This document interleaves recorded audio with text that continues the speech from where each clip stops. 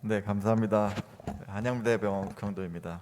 네, 좋은 발표 기회 주셔서 감사하고, 제가 이거 재작년에 했던 케이스인데, 사실 뭐 저도 경험이 딱 한 해밖에 없기 때문에 뭐 이렇게 가르쳐 드릴 수는 없을 것 같고, 같이 한번 이런 케이스를 진행했던 경험을 한번 공유를 해보고 싶습니다.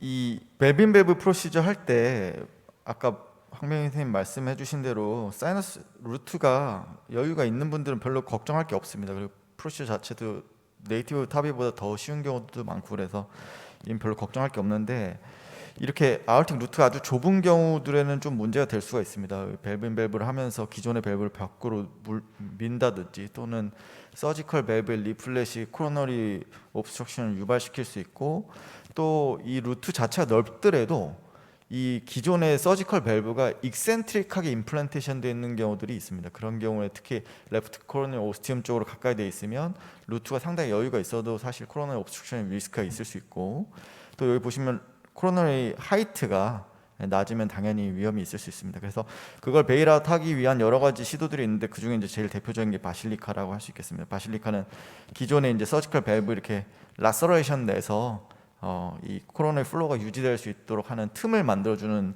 프로시저라고 할 수 있겠습니다. 그래서 처음에는 이제 서지컬 밸브 후에 타비할 때만 쓰지만, 요즘에는 네이티브 밸브 때도 쓰고, 또 타바인 타바 할 때도 쓰는 것으로 되어 있습니다.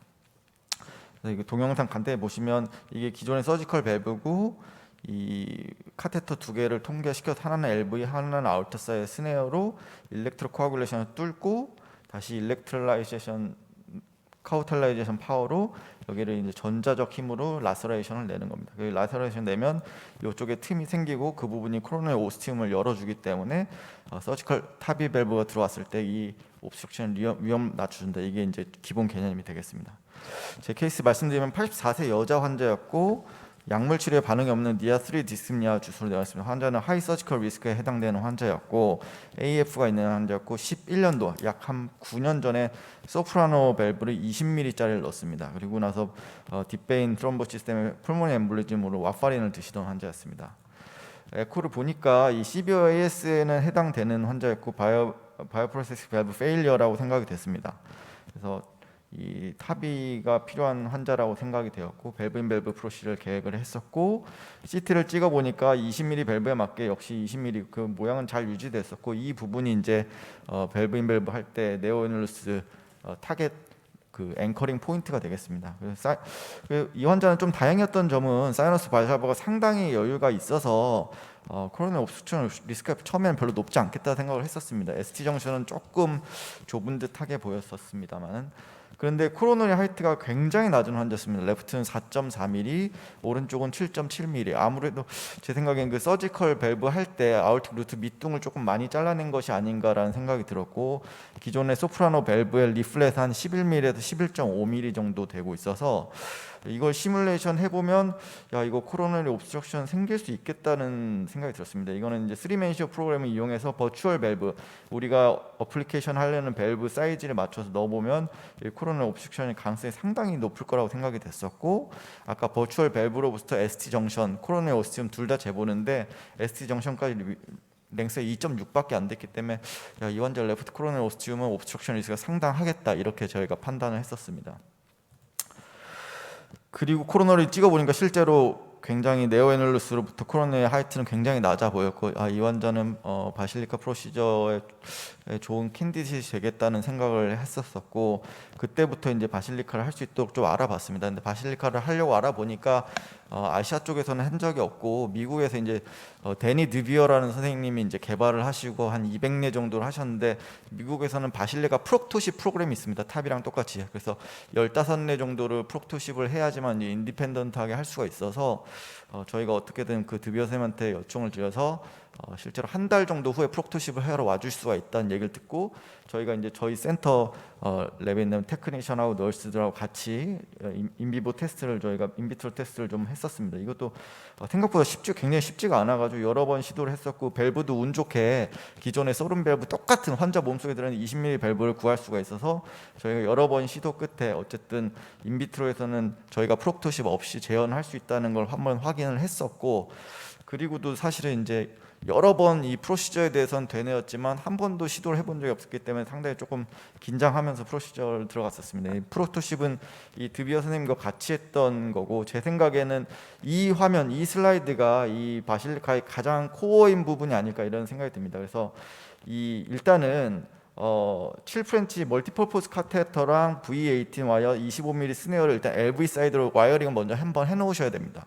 한번 와이어를 해놓고 이 스네어를 갖다 놓으면, 그리고 이 V18은 이제 가이드 와이어 역할을 해서 혹시 이 스네어가 아우터 사이드로 빠지더라도 다시 쉽게 넣을 수 있도록 하는 가이드 역할을 해주는 거라고 보시면 되겠고, 이쪽에 있는 이 카테터가 여러 겹으로 되어 있는데 결국 뚫는 거는 아스타토로 뚫는 거고, 아스타토 안에 파인 크로스가 있고 파인 크로스 바깥에 리마가 있고 리마 바깥에 AL3가 있어서 우리가 좋은 어택 앵글을 만들 수 있도록 이렇게 만들어줘야 됩니다. 그래서 여기에 보시면 이 유로 인터벤션 19년도에 이 드비어 선생님하고 같이 일했던 일본 선생님이 발표하신 논문인데, 어택 앵글을 사이드에서 본 것과 프론트 뷰에서 봤을 때 이런 좋은 앵글이 나와야 우리가 잘 어택을 할 수 있다. 어택 앵글이 나오면서 너무 깊지도 않고 너무 바깥쪽도 아니면서 하는 건데, 아마 이 부분이 프로토십을 통해서 좀 경험을 많이 쌓아야 될 부분이 아닌가 싶습니다. 왜냐하면 저는 그래서 사실 경험이 없기 때문에 3DT로 아주 정밀하게 그래픽을 봐서 그걸로 로케이션을 하나 했더니 그건 아니고 엔지 가이디드 펑처를 하는 거기 때문에 이게 되게 중요하고, 지금 이 영상을 보시면 이 기구가 지금 기존의 서지컬 밸브 리플렛에 얹어져서 톡톡 튀고 있는 게 보일 겁니다. 그래서 이렇게 잘 컨택이 돼 있는 거를 컨펌을 하셔야 되고, 여기 있는 이 앵글도 잘 보시는 게 중요할 것 같습니다.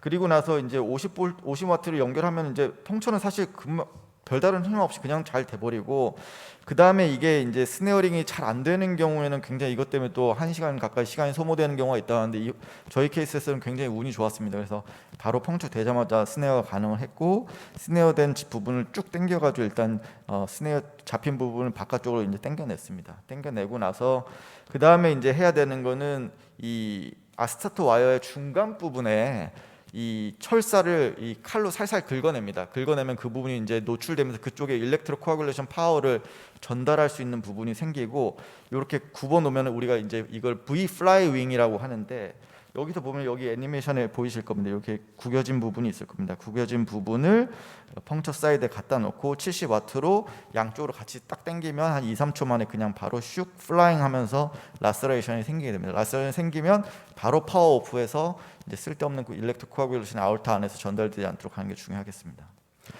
그리고 이제 이렇게 한 이후에는 뭐 드물다고는 하는데 어쨌든 우리가 이아트로제닉한 에큐트 AR을 만드는 거기 때문에 환자가 헤모다이내미컬리 언스테이블해질 가능성이 있다고 합니다. 이 바실리카 케이스에서는 한 3%에서 5% 정도 관찰된다고 하는데, 저희 케이스에서는 그런 일은 없었고, 그리고 나서 이제 컨벤셔널 타비를 했습니다.